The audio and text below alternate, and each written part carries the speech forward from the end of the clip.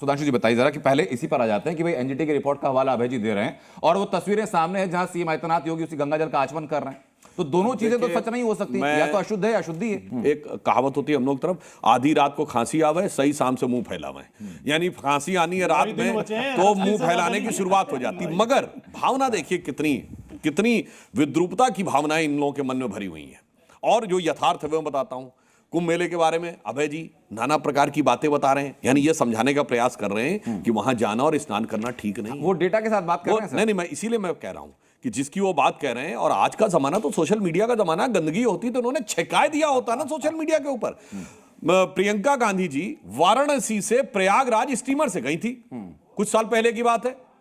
कितनी जगह उन्होंने सोशल मीडिया में पोस्ट किया ये गंदगी है वो गंदगी है, साफ निर्मल गंगा दिखाई पड़ रही थी कि नहीं? अगर होती तो मैं दावे के साथ कहता हूं कांग्रेस ने फ्लडेड कर दिया होता। देखो यहां बाकायदा वाराणसी से प्रयागराज तक गई थी, जो इस बात का प्रमाण है। योगी आदित्यनाथ जी ने किया वो एक अलग विषय है, मगर हम यह भी बताना चाहते हैं निगेटिविटी आज से नहीं है, बचपन से याद करिए।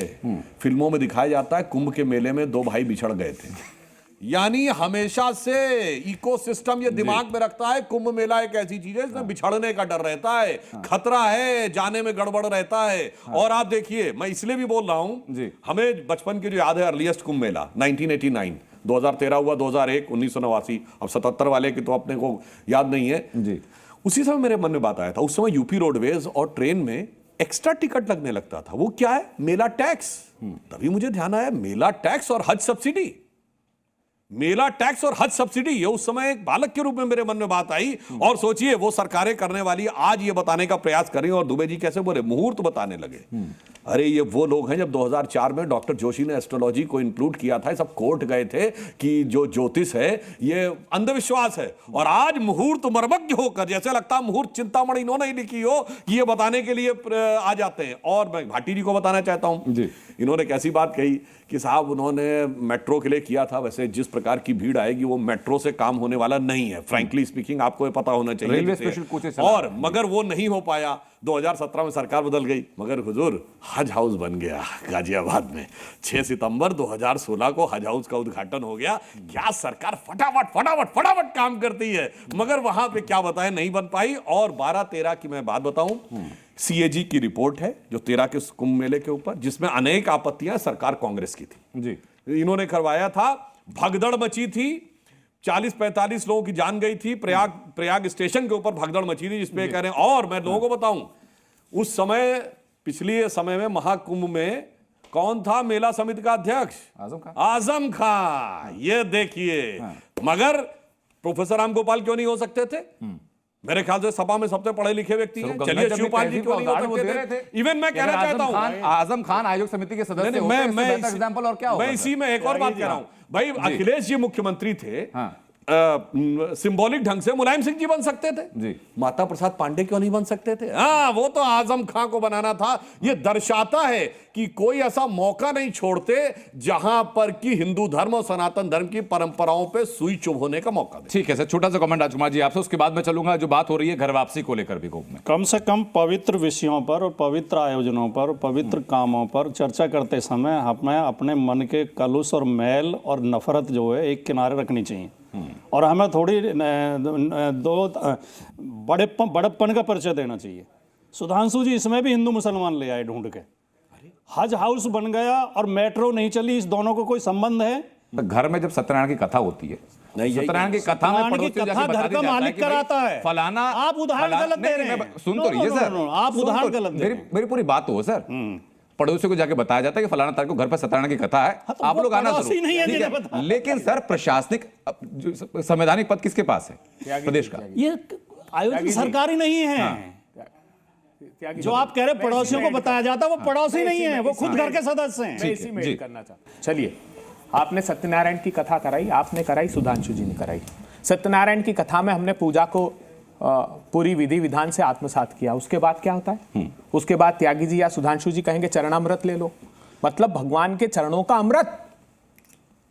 अगर आप उस चरणामृत अमृत के नाम पर मलमूत्र परोसेंगे तो क्या मेरी आस्थाएं खंडित नहीं होगी? बिल्कुल। 46 स्थान पर सैंपल लिए हैं, 46 स्थान पर खुद, और ये राज्य सरकार की कंप्लायंस रिपोर्ट है।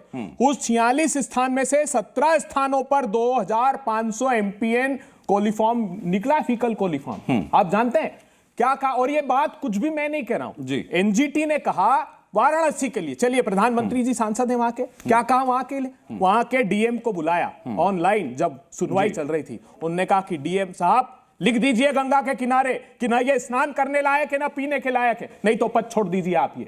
अगर इतनी गंभीर टिप्पणियां की है तो फिर इसका अर्थ क्या लगाया जाए? हमारा दायित्व है, हमारा दायित्व है, हम प्रतिपक्ष में, देश की जनता ने कहा आप समालोचना कीजिएगा, रास्ता दिखाइएगा। हम आग्रह कर रहे हैं, ये अच्छी बात है आदित्यनाथ जी, आप विधि विधान से संपन्न कराइए और ये सुनिश्चित कीजिए कि जिस स्थान पर हमारी धर्म प्रेमी जनता आस्था की डुबकी लगाए वहां ये अन्याय उसके ठीक साथ है सर। अब मुझे बताइए सर इस बारे में, ये तो लॉजिकल बात कर रहे हैं सर कि गंगा अगर अपवित्र है तो कैसे लोग वहां पर पहुंचे स्नान करने के लिए, वो स्टार्ट दे रहे हैं जीटी। मैं बिल्कुल लॉजिकल बात करता हूं। यदि जो कुछ अभय जी कह रहे हैं यह सत्य है, आपने विधानसभा में सवाल उठाया, संसद में सवाल उठाया, और सुनिए पूरी बात, एनजीटी को सेमी जुडिशियल स्टेटस है, तो मैं कह रहा हूं इन्होंने जाके कोई कंप्लेन की एनजीटी में या कोर्ट में? नहीं, क्योंकि यहां पर आकर एक भ्रम फैला देना बहुत आसान काम है बजाय यथार्थ और तथ्य में आके रहने को। और जिस प्रकार का अभियान चला नदियों की सफाई का, उस अभियान के अंदर जो सफलता मिली है इसमें पूरे देश को बहुत साफ दिखाई पड़ता है। अब मैं यहां यह भी बताना चाहता हूं, नहीं ये तो उत्तर प्रदेश की, अरे भाई मैं तो कह रहा हूं कि आप पानी की गुणवत्ता के आधार से लेके और मुहूर्त की महत्ता तक पूरे देश को समझ में आ रहा है कि आपकी मानसिकता क्या है। और नहीं, मानसिकता बता रहा हूं, जैसे अभी भाटी जी ने कहा, तो मैं भाटी जी को याद दिलाना चाहता हूं, हमने कहा हम नहीं लाते हैं आप आपने कहा इसमें तो नहीं बना पाए, पर अखिलेश जी की सरकार ने आगरा में मुगल म्यूजियम बनाया था। क्या जरूरत थी मुगल म्यूजियम बनाने की, जिसका नाम योगी जी ने बाद में बदल के छत्रपति शिवाजी म्यूजियम कर दिया।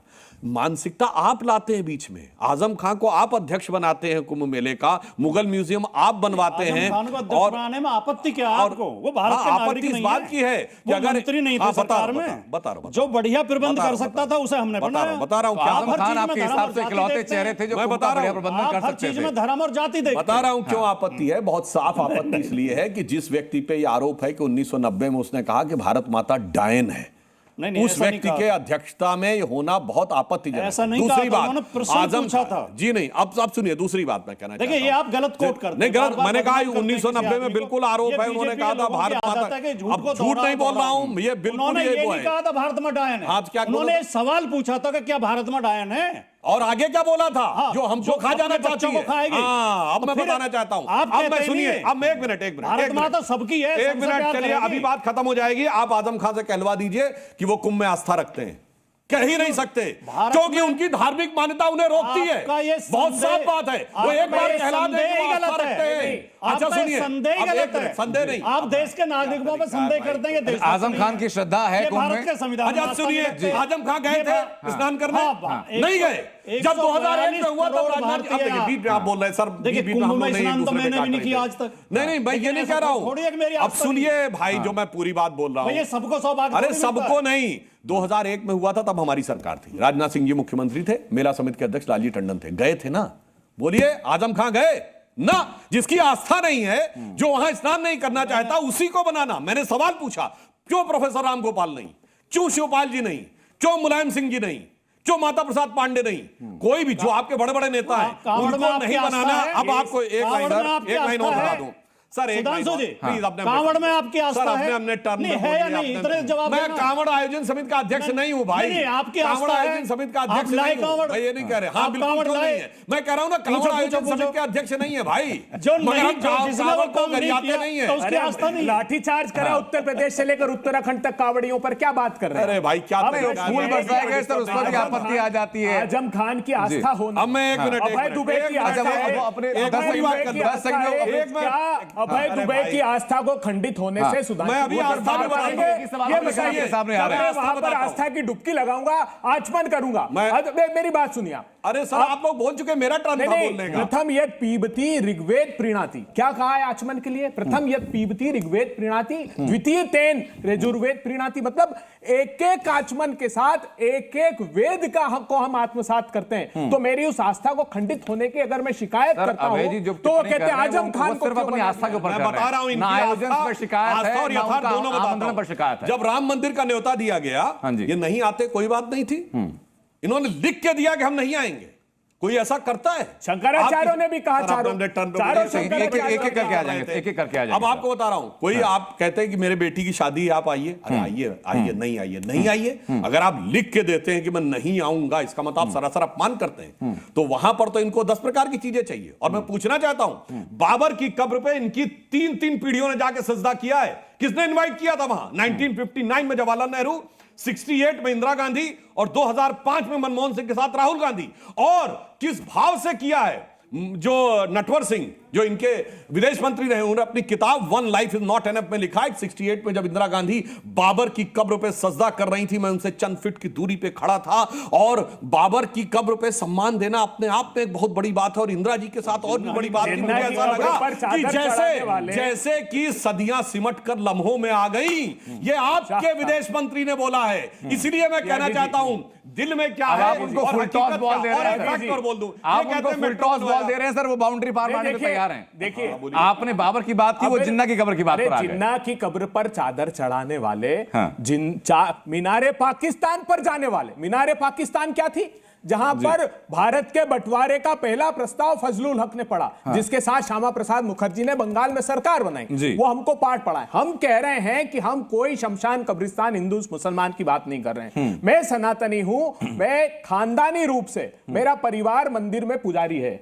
मैं कहता हूं सुधांशु जी, अगर मैं पूरी आस्था के साथ कुंभ में जाता हूं तो ये न्यायालय ने आदेश, और अभी आखिरी आदेश दे दिया, निर्णायक आदेश। उन्होंने कहा कि आप यथासंभव कोशिश कीजिएगा कि इसकी पवित्रता बरकरार रहे। मैं पूछता हूं सुधांशु त्रिवेदी जी से, क्या ये मलमूत्र 9 दिनों में जो 10 साल में नहीं कर पाए, क्या 10 दिन में ये पूर्ति कर पाएंगे?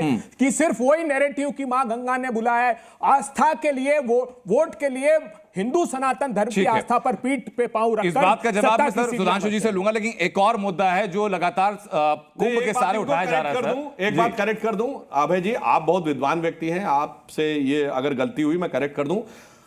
भारत के विभाजन का प्रस्ताव कांग्रेस की कार्य समिति में जून 47 में हुआ। बिल्कुल नहीं। जून 47 में हुआ था। पुरुषोत्तम दास टंडन ने भयंकर भाषण दिया था। पहला प्रस्ताव 23। अच्छा, बात करते हैं बिल्कुल उसका जवाब ऐसे कैबिनेट एक सेकंड रुकिए, एक सेकंड। और उसके बाद 26 अप्रैल को कांग्रेस वर्किंग कमेटी की बैठक हुई। अच्छा, उसके बाद जून 2 सितंबर 46 को नेहरू ने शपथ ग्रहण की बेवेल के द्वारा। उसके बाद 4 जून 47 को जब यह प्रस्ताव हुआ, उससे पहले कांग्रेस